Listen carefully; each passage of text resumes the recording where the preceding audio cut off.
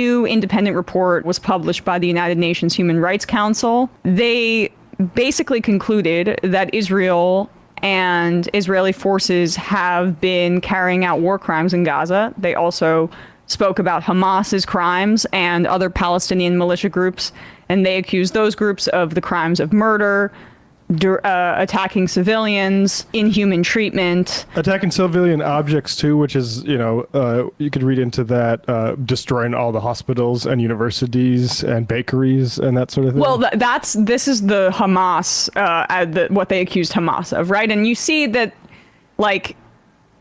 you could make an argument that Hamas is a group that is being currently occupied, and this doesn't deserve to be said in the same breath just from a international law standpoint as what Israel has done in its ongoing genocide.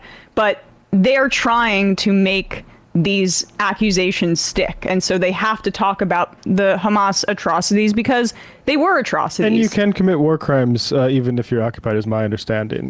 But ultimately the overall context needs to be foregrounded. Right. The context needs to be foregrounded, but Hamas did commit those crimes and kill children on October 7th. Now, Israel has killed thousands of children, I should say. I think it's around 16,000 by the latest count, but basically they've stopped counting. Yeah. So this report did talk about that, but the majority of it was focused on Israel's crimes just based on the volume. And the fact that they said extermination is key, I think, for the ICJ genocide case, because they're a UN body as well. But here is Navi Pillay, the UN chair on the commission on the inquiry into occupied Palestine and Israel, speaking and announcing their findings yesterday. In relation to Israel's military operations and attacks in Gaza from 7th October, we conclude that Israeli authorities are responsible for war crimes, crimes against humanity, and violations of international humanitarian and human rights law, including extermination, intentionally directing attacks against civilians and civilian objects, murder, or willful killing, using starvation as a method of war, forcible transfer, gender persecution targeting Palestinian men and boys, sexual and gender-based violence amounting to torture, and cruel or inhuman treatment.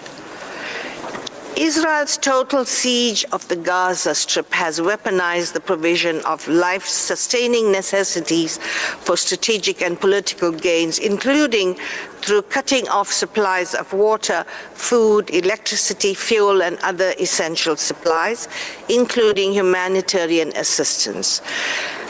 It constitutes collective punishment, disproportionately impacting pregnant women and persons with disabilities, and is causing grave harm to children, including starvation-related deaths. We found that the immense numbers of civilian casualties in Gaza and widespread destruction of civilian objects and infrastructure were the inevitable result of an intentional strategy to cause maximum damage, disregarding the legal obligations of distinction, proportionality, and adequate precautions. Israel also forcibly transferred almost the entire population into small enclosures that are unsafe and uninhabitable. The deliberate use of heavy weapons with large destructive capacity in densely populated areas constitutes an intentional and direct attack on the civilian population. Although Israeli officials have repeatedly stated that their operations in Gaza are intended to destroy Hamas and to release hostages, yet neither of these aims has been largely achieved at the expense of thousands of lives. We found that Israeli forces committed sexual and gender-based violence with the intent to humiliate and further subordinate the Palestinian community. Palestinian women were targeted and subjected to sexual violence and harassment online and in person. Men and boys experienced specific persecutory acts, including sexual and gender-based violence, amounting to torture and inhuman and cruel treatment. The Commission concluded that specific forms of sexual and gender-based violence constitute part of Israeli security forces' operating procedures. Can you pause it for a sec? Okay, so that is a really key statement to make, that sexual and gender-based violence is a part of Israeli operating procedures. Now, there was a lot of controversy about a piece in the New York Times that was widely disseminated and even won awards, called Screams Without Words, which detailed sexual violence on October 7th, which I have no doubt that some sexual violence occurred, but the allegation was that it was systemic and a part of Hamas's battle strategy. And why I think a lot of people who've been following this were skeptical of that reporting at the beginning was because, well, there weren't a ton of firsthand accounts, and also because of the history of Black and brown people being accused of the crime of rape or sexual violence in order to further colonial ambitions. I mean, it's a settler staple, frankly. Yes. Like and I'm not using that. I'm using that just a historical term. Like in our history too, we accuse Native Americans and like slaves of escaped slaves, like of that sort of crime.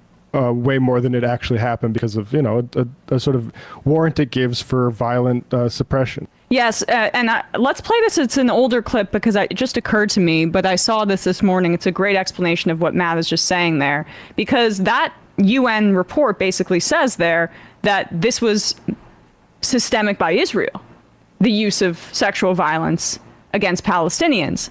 Are we getting a front page splash about that accusation? No, but because we don't want that warrant. Exactly. And this is Professor Rudolph Ware, about a month ago, a professor of history here. And this explains a lot of the racial politics and the colonial politics behind accusations of sexual violence. Rape allegations preceded almost every single mass lynching in the history of the U.S. South. That the way that white womanhood has been weaponized in order to justify sociopathic brutality against people of color, that is so legible to me that it didn't need interpreting. There's no hieroglyphs, there's no symbols that need to be read. It's like literally just written in capital letters that this is a rationale for a lynching, and it serves no other purpose. So I was not surprised. And I said in other places and in other times that white women's tears are more precious than brown and Black people's blood. It hurts this society more to see a white woman's tears hit the ground than to see our blood hit the ground. And so, and the tears, the crocodile tears, so often, the fake tears, the phony tears, claiming to feel afraid, right? Whether it's behind allegations of sexual violence or just saying, I'm afraid. So therefore, repress, brutalize, hurt these people, lock them up, protect my feelings. I want to feel safe. I understand how white safety, and especially white feminine safety, has been manipulated and weaponized in order to take the lives of people of color. You think about people like Emmett Till, lynched for supposedly looking funny at a white woman. Like, you understand, what's going on. And it's the reason why all of these Zionists, it's the first thing that they go to, right? You see these videos of confrontations on campus, and it's like, I hope they do.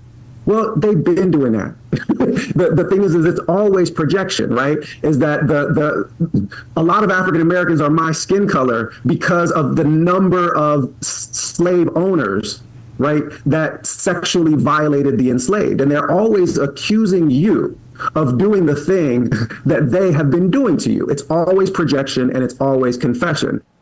So I just thought that was a really good explanation as to why, the Nina Turner and Rashida Tlaib took out a great piece and wrote a piece in The Nation talking about how the Black liberation struggle is interconnected with that of the Palestinian struggle, because, you know, we can talk about like the shades of whiteness, right? And you're white, you're not white, or is this Israeli white? Is this Israeli not white?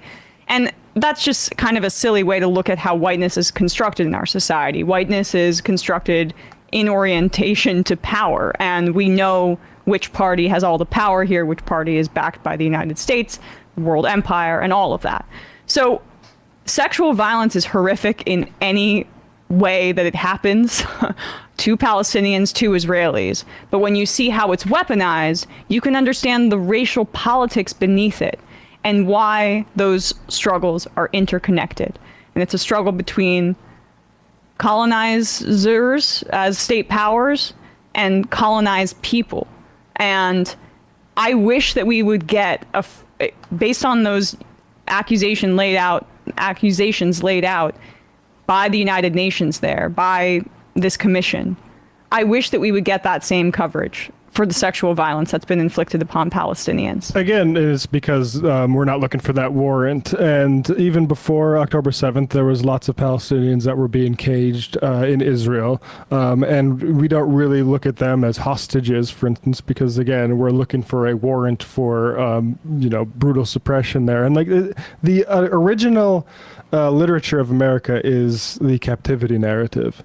The idea that either enslaved people or Native Americans want, to rape women and not their freedom is sort of a foundation to where we can warrant violence to basically exterminate people. Exterminate. So I'm hoping that the ICJ is paying attention to another part of the United Nations saying right there they are guilty, or that they're accusing them of the crime of extermination. I describe this as like we're putting rocks in a backpack of somebody who's crawling up a hill trying to commit this genocide. And that's what these, whether it's Oxfam, whether it's Amnesty International, whether it's official organizations like the United Nations making these accusations clear through investigations. Just keep putting rocks in this backpack, making it harder for Israel and the United States to climb up this hill, and create pressure, create weight day by day, pointing these things out. I know that people are sick of the fact that these organizations don't have any enforcement, and I am too, but they are pressure points, and it's important to highlight them, in my opinion. Hey folks, don't forget to hit the subscribe button and check out our daily show. We do it every day at 12 p.m. Eastern for about 2.5 hours. We even take phone calls.